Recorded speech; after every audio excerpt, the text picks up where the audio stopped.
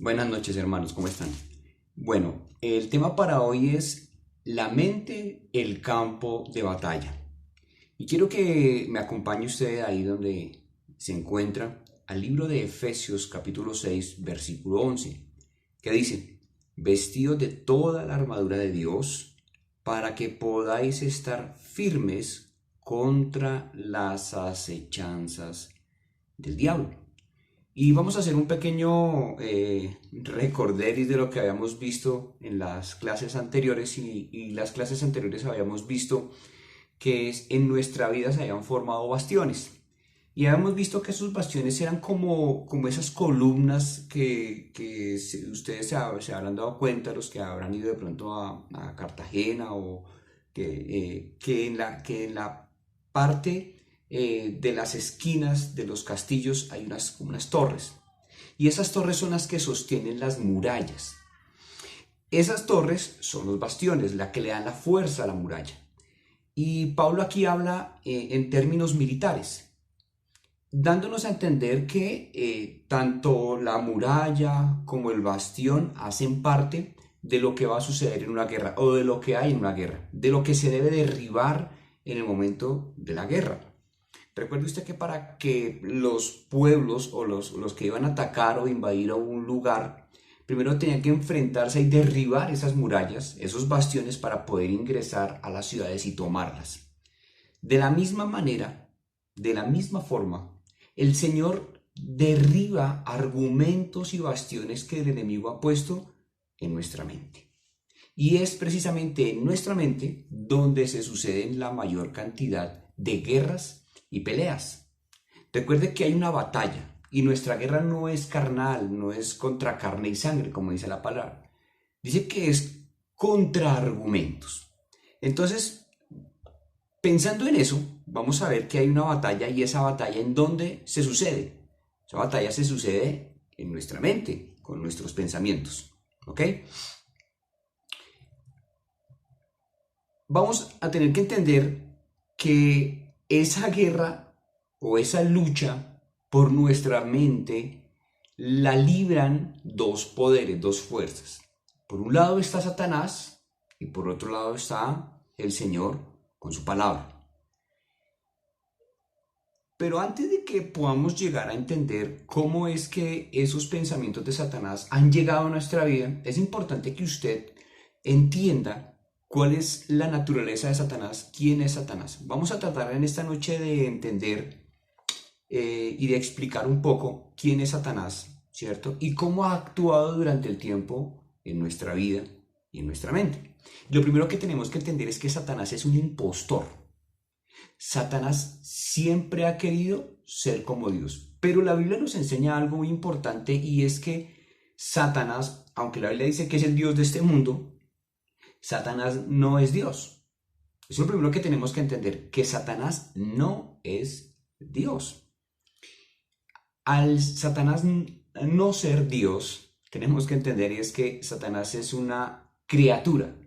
Entonces está el creador, que es el Señor, y las criaturas. Y Satanás es una de las criaturas, es creación del Señor. ¿Ok? Ahora, para poder analizar un poco más a profundidad lo que queremos dar a entender en esta noche, quiero que entendamos que Satanás no tiene los atributos de Dios. ¿Cuáles son entonces los atributos de Dios? Yo creo que ya muchos de ustedes lo saben. Y los atributos de Dios son que Dios es omnipresente, omnisciente y omnipotente. Omnipresente, ¿qué es? Que está en todo lugar. Satanás no tiene esa capacidad. Satanás tiene que acompañarse de un ejército de demonios, ¿sí? Para poder actuar de la forma que actúa normalmente. Pero no es omnipresente. El otro atributo de Dios es que Dios es omnisciente. Dios sabe todo. Dios sabe todo de ti, de mí, nuestro pasado, nuestro presente, inclusive lo porvenir lo conoce el Señor. Pero es un atributo que Satanás no tiene. Hay un pasaje en la Biblia, y creo que ustedes de pronto se acuerdan, y es cuando Nabucodonosor le ordena a sus hechiceros que le revelen el significado de su sueño. Y dice la palabra que los hechiceros no supieron decirle a Nabucodonosor cuál era el significado de ese sueño. Si Satanás supiera todo, le hubiera revelado a sus propios hechiceros cuál era el significado del sueño de Nabucodonosor, cosa que no sucedió. Entonces ahí nos damos cuenta que Satanás no lo sabe todo, ¿sí? La única persona que supo el significado del sueño de Nabucodonosor fue Daniel, ¿ok? Ahora, Satanás tampoco es omnipotente. Satanás es un ser limitado y está limitado inclusive a la voluntad del mismo Dios. Ustedes lo pueden ver en Job. Aunque Satanás quería dañar a Job, siempre tuvo que ir delante de Dios a pedir permiso para actuar en contra de Job. Es decir, que el poder de Satanás es limitado, no es total. Y es algo que durante muchos años Satanás ha querido tratar de engañarnos, haciendo pensar a muchas personas que es omnipresente, que es omnisciente y es omnipotente, y eso es una mentira. Ok, si el poder de Satanás es limitado, si no es ni omnipotente, ni omnisciente, ni omnipresente, ¿cómo Satanás hace tanto daño? ¿Cómo Satanás gobierna este mundo de una manera tal como si tuviera todos esos atributos? Entonces vamos a ver. Lo primero que hay que entender es que Satanás tiene una red organizada de ángeles caídos, de demonios. En Efesios 6:12, si usted tiene su Biblia, la puede encontrar allá. Quiero que me acompañe. Dice: porque no tenemos lucha contra sangre y carne, sino contra principados, contra potestades, contra gobernadores de las tinieblas de este siglo, contra huestes espirituales de maldad en las regiones celestes. Entonces aquí nos da a entender, ya nos da una pista, y es que Satanás, como no tiene ese poder, se apoya en esa red de demonios, en esa red de ángeles caídos, ¿cierto?, para atacar a nuestras vidas. Ok, lo segundo, ¿qué es lo segundo? Ellos nos atacan, todos esos demonios, principados, potestades, nos atacan constantemente tratando de poner pensamientos para debilitarnos y apartarnos en la fe. Eso es lo segundo. Entonces lo primero es que hay una red organizada de ángeles caídos, de demonios, haciendo un trabajo. Y lo segundo es que esos ángeles van a querer siempre tratar de poner pensamientos en nuestra mente para debilitar nuestra fe. Quiero que me acompañe entonces al libro de Primera de Timoteo, capítulo 4, verso 1, que dice: pero el Espíritu Santo, dice claramente que en los postreros tiempos algunos apostatarán de la fe. Oiga bien lo que dice: escuchando a espíritus engañadores y a doctrinas de demonios. Entonces, ya vemos acá, como vemos, Satanás siempre busca poner un pensamiento, una idea para que caigamos. Y la Biblia, aunque tiene muchísimos ejemplos, vamos a ver 3 casos en los cuales siempre Satanás ha puesto un pensamiento. Recuerde que Satanás pone un pensamiento en nuestra mente para que ese pensamiento baje a nuestro corazón, y cuando ese pensamiento ya ha bajado a tu corazón, es muy fácil que cuando esté en tu corazón se convierta ya en una acción o en un hábito, en un mal hábito. Entonces vamos a ver 3 ejemplos, ¿ok? Vamos a ver Primera de Crónicas, capítulo 21, verso 1. Dice: pero Satanás se levantó contra Israel e incitó a David a que hiciese censo de Israel. Increíble.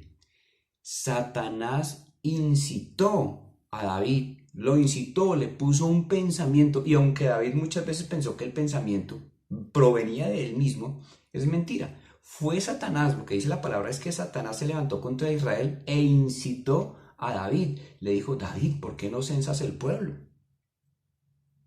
¿Sí? Eso fue tal vez lo que sucedió, ese pensamiento interno. Oiga, sí, ¿por qué no? Yo podría haber censado el pueblo para ver cuántos somos. Y eso lo que pasó fue que puso en duda la soberanía de Dios y el respaldo de Dios en la vida de David. Listo. El segundo ejemplo lo vamos a encontrar en el libro de Juan, capítulo 13, verso 2. Juan, capítulo 13, verso 2. Dice: y cuando cenaban, como el diablo ya había puesto en el corazón de Judas Iscariote, hijo de Simón, que le entregase. Increíble, ya está más claro. Dice que el diablo ya había puesto en el corazón de Judas Iscariote, hijo de Simón, que le entregase. Ya estaba Satanás, ya había puesto Satanás en el corazón de Judas entregar a nuestro Señor Jesucristo. Judas aceptó ese pensamiento, lo recibió, no lo rechazó, no luchó con él. Lo recibió, lo aceptó, lo creyó y lo convirtió en un hecho.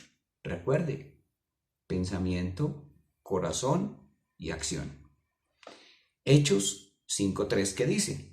Es el tercer ejemplo que vamos a ver.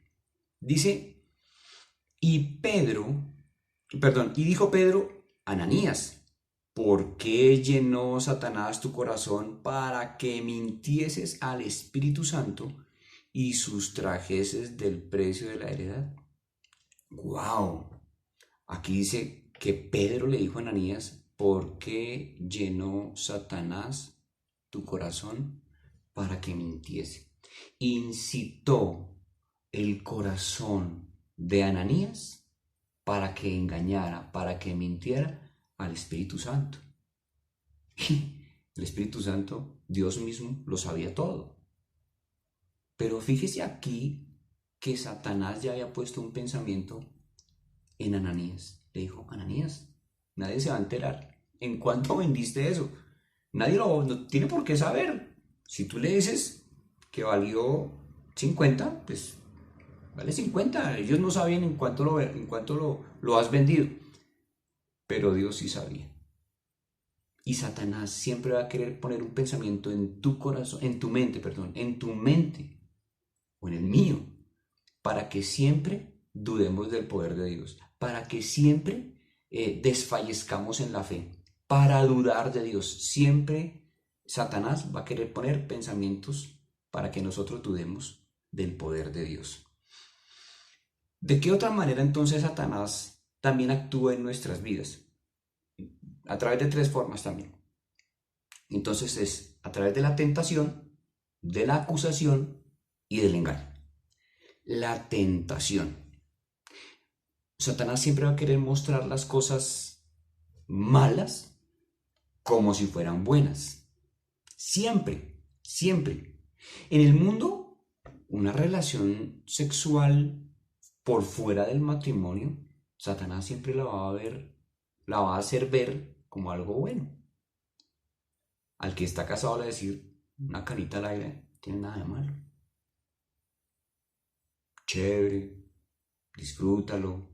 Una relación pecaminosa, una relación inmoral. Satanás nunca va a mostrar el pecado como algo malo. No le funcionaría. Satanás siempre va a querer mostrar al pecado, recuérdalo, siempre Satanás va a querer mostrar al pecado como algo bueno. ¿Sí? Entonces, muchos de nosotros caímos en el alcohol porque no, el alcohol es chévere, se hace sentir bien. Entonces, los que son tímidos con unos tragos, entonces ya se volvían más animados. Los hace sentir bien por un momento. ¿Sí? Las riquezas, el amor a las riquezas. ¿Cuánta gente, oigan esto, cuánta gente perdió dinero en las pirámides? Porque el engaño de Satanás les hacía ver que poniendo algo iban a volverse millonarios. Y los hizo ver que algo que era malo, ¿cierto? Lo hizo ver como algo bueno. Y las consecuencias, muchos de nosotros ya las sabemos. ¿Cuánta gente perdió dinero en un DMG, en una pirámide de esas? ¿Cuánta gente ha caído en las drogas porque en algún momento le dijeron, no, te vas a sentir bien, viaje, esto es chévere? Y muchas personas cayeron con solo probar algo de droga, porque cuando se la mostraron, cuando se la pusieron, dijeron, no, esto es una maravilla. Y siempre a través de la tentación, Satanás nos va a hacer caer, nos va a hacer querer caer. Lo otro es la acusación. Entonces, lo primero es la tentación. Pero cuando tú caes ante el pecado, cuando tú caes ante eso, siempre va a venir la acusación. ¿Cuántas personas después de haber caído se sienten culpables? El enemigo siempre va a querer traer acusación a tu vida. Satanás estará ahí para acusarte. Recuerda que él es el acusador. Para decirte después de que tú has pecado, si ve, usted es lo peor. Usted traicionó a Dios. Usted es un peor cristiano. Es que Dios ya no quiere nada con usted.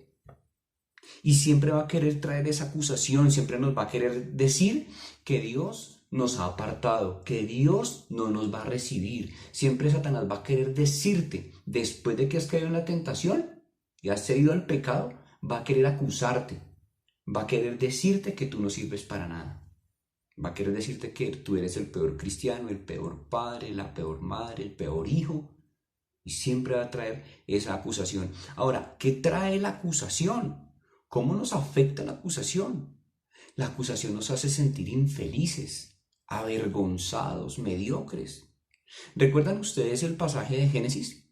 Cuando Adán y Eva pecaron, cuando ellos pecaron, se sintieron desnudos. Ellos no sabían qué era la desnudez, pero vino esa acusación y los hizo sentir, se sintieron desnudos. De hecho, el mismo Señor le dijo, ¿y a ustedes quién les enseñó que ustedes estaban desnudos? ¿Quién les enseñó? Tal vez esta noche tú te puedes preguntar, o Dios te está preguntando a ti, ¿quién te enseñó a hacer eso? ¿Quién te enseñó que eso que era malo era bueno? ¿Quién te enseñó a ti eso? Ahora, la otra parte es el engaño. Satanás es el padre de la mentira, del engaño. ¿Sí? El engaño siempre nos hará desconfiar de Dios. Tal vez Satanás ha querido engañar a muchos poniendo pensamientos, ¿cierto? Como los siguientes. Yo no sirvo para nada. Tal vez hay personas que nunca pudieron, por diferentes razones, entrar a la universidad o terminar una carrera universitaria y dijeron, no, yo no sirvo para esto, yo no sirvo para estudiar. Yo soy un inútil. Yo soy un fracasado. Yo no soy importante. ¿Cuántas veces Satanás ha querido tratar de engañarte poniendo esos pensamientos en tu mente? ¿Cuántas veces tú has aceptado esos pensamientos? Ahora, yo quiero compartirles algo. Durante mucho tiempo yo he tratado de inventarme unos negocios, buscado empleo por un lado, por el otro, y yo en algún momento pensé que yo era un fracasado. Yo por algún momento pensé que yo era una persona fracasada en mi área laboral, fracasado, no servía para nada. Pero el hecho de que haya fracasado no me convierte, o mejor, el hecho de que haya tenido fracasos no me convierte a mí en un fracasado.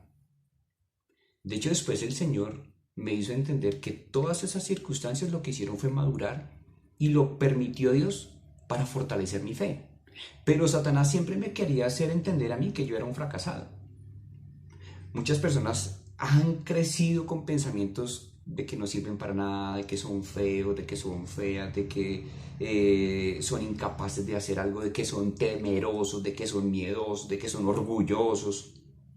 Y Satanás siempre ha querido poner esos pensamientos ahí, en tu mente, para que vaya a tu corazón y se vuelvan acciones. Recuerda que Satanás tiene esa capacidad de engañar.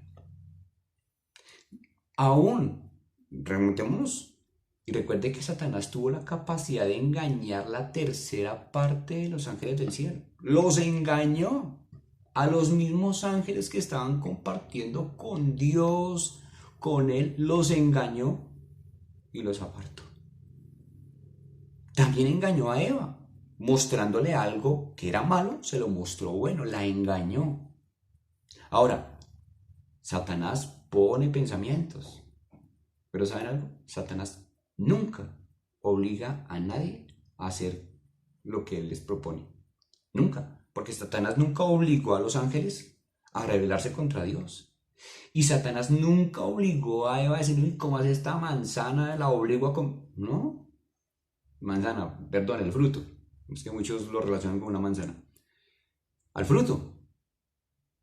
¿Sí? Satanás nunca obligó a a Eva a comer del fruto. Le dijo, es que si tú la comes, serás como Dios.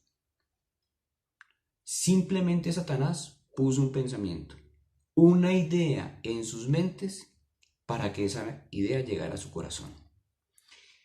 Quiero que me acompañe ahora al libro de Efesios capítulo 6, verso 11. En ese Efesios 6:11 que ya lo habíamos visto, dice vestidos de toda armadura de Dios para que podáis estar firmes contra las acechanzas del diablo. Ok, ese Efesios 6:11 nos habla de la palabra acechanza. Y esa palabra acechanza tiene una raíz griega que significa o que traduce metodeia, de donde viene la palabra método. Es decir, Satanás tiene un método, un plan bien pensado, muy bien organizado, que le ha dado muy buenos frutos durante mucho tiempo. Esas acechanzas son métodos, son planes bien organizados que Satanás ha tenido para usted, para mí y para muchas personas que hoy en día se encuentran en el mundo, se encuentran atrapadas. Quiero que me acompañe ahora a 2 Corintios 2, del 10 al 11, que dice, y al que vosotros perdonáis, yo también, porque también yo lo he perdonado. Si algo he perdonado por vosotros, lo he hecho en presencia de Cristo. Para que Satanás, verso 11, no gane ventaja alguna sobre nosotros, pues no ignoramos sus maquinaciones. Ok, obviamente este texto nos habla es del perdón, ¿sí? Que no hubo un perdón completo, de eso nos habla el texto. Pero analicemos el verso 11, porque el verso dice que nosotros no ignoramos sus maquinaciones. ¿Las maquinaciones de quién? De Satanás. Satanás había puesto en el corazón de unas personas no perdonar, ¿cierto? Y esa palabra maquinación también nos vuelve a llevar casi que a la misma palabra de metodeia, ¿cierto? Y la maquinación significa un proyecto o acechanza artificiosa y oculta dirigida regularmente a un mal fin. Es increíble cómo Satanás siempre, todo el tiempo, ha querido poner pensamientos en nuestra mente. Ahora, recuerde esto. Aunque vivimos en un mundo gobernado por Satanás y sus demonios, nosotros, los hijos de Dios, no estamos bajo ese dominio. Aunque nosotros vivimos en un mundo gobernado por Satanás y sus demonios, nosotros no somos gobernados por Satanás.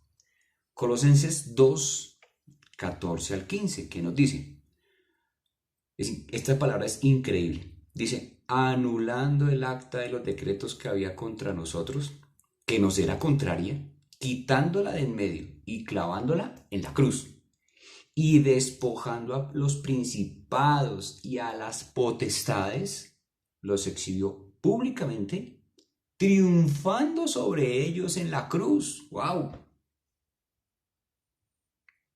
Cristo hizo todo por nosotros. Aunque nosotros tenemos esa lucha y esa batalla contra esas potestades, principados, Cristo mismo, nosotros solamente tenemos que confiar en Dios y orar, porque Cristo mismo venció en la cruz por nosotros. Ya está hecho. Ahora, no quiero terminar esta sesión y dejarla ahí simplemente con que Satanás pone un pensamiento, ¿cierto? Y que nosotros podemos ceder ante esos pensamientos o no, o que muchas personas han caído ante la tentación y ante la acusación y ante el engaño. Yo quiero que nos vayamos con algo bien importante para nuestras casas, y es que Dios siempre ha luchado para poner su palabra en nuestra mente. Y es una lucha constante. ¿Cuántas veces usted ha querido memorizar un versículo bíblico y le cuesta? ¿Cuántos acá han luchado con siquiera memorizarse Juan 3:16 y no pueden? Les cuesta porque es una batalla espiritual. Esto es una guerra de argumentos, ¿sí? Pero quiero dejarlos con unos versículos bíblicos que lo van a animar, como me han animado a mí durante mucho tiempo, a entender cuál es el propósito de Dios y qué es lo que Dios piensa de nosotros mismos. ¿ok? Primera de Corintios 15, 57, 58. Mas gracias sean dadas a Dios que nos da la victoria por medio de nuestro Señor Jesucristo. Dice, Segunda de Corintios 2:14.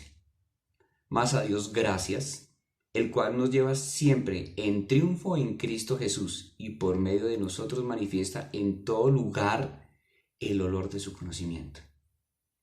Filipenses 4:13. Todo lo puedo en Cristo que me fortalece.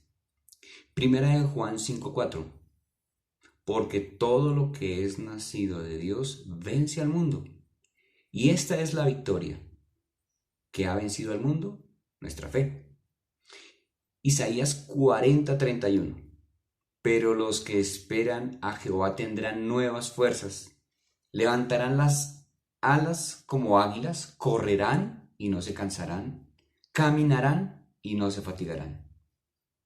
Isaías 41:10. No temas, porque yo estoy contigo. No desmayes, porque yo soy tu Dios que te esfuerzo. Siempre te ayudaré, siempre te sustentaré con la diestra de mi justicia. Juan 16:33.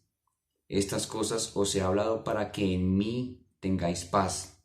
En el mundo tendréis aflicción, pero confiad, yo he vencido al mundo.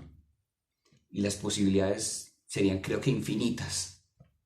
Si tú tomas tu Biblia, vas a encontrar muchas promesas de parte del Señor. Muchas palabras que vas a poder entender cuál es el concepto que Dios tiene de ti. No el que te enseña Satanás ni el mundo, sino lo que el Señor, la palabra de Dios, tiene para ti.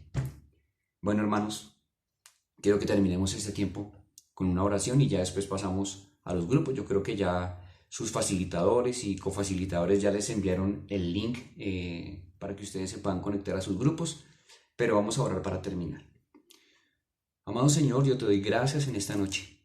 Yo te pido, bendito Señor, que hoy ya hubiéramos podido entender, Señor Dios, cuál es el origen de muchas veces o muchos conceptos que hemos creído que son incorrectos, que Satanás ha querido poner en nuestra mente y en nuestro corazón.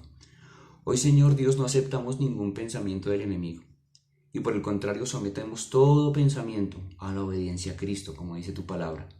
Yo te pido, bendito Señor Dios, que quites de nosotros aún argumentos que Satanás haya querido poner, mentiras, engaños, Señor, que Satanás haya querido poner en nuestra mente. Y sabemos, Dios, que tú ya los venciste, Señor. Sabemos, Señor, Dios mío, que tú, Señor, ya has vencido, Señor, al enemigo en la cruz del Calvario. Que no aceptamos ninguna de sus maquinaciones. Señor, permítenos tener el discernimiento para entender cuando un pensamiento proviene del enemigo, Señor. Danos el discernimiento para poder saber cuál pensamiento es el que tenemos que rechazar, Dios. Permítenos, Dios, Señor, llenar nuestra mente, saturar nuestra mente de tu palabra, bendito Dios. Permítenos saturar nuestra mente de tu palabra, Señor, y que podamos no solamente recitarla, sino ponerla por obra, bendito Dios. Yo te doy gracias, amado Señor, por este tiempo. Te alabamos, te bendecimos, te exaltamos y te pedimos, Señor, en esta noche que podamos tener un muy buen tiempo en nuestros grupos, Señor. Yo te doy gracias en esta noche, te bendecimos, te damos toda la gloria y la honra, Señor, en nombre de Cristo Jesús. Amén y amén. Hermanos, muchísimas gracias y ojalá tengan un muy buen tiempo en sus grupos. Que Dios los bendiga. Hasta pronto.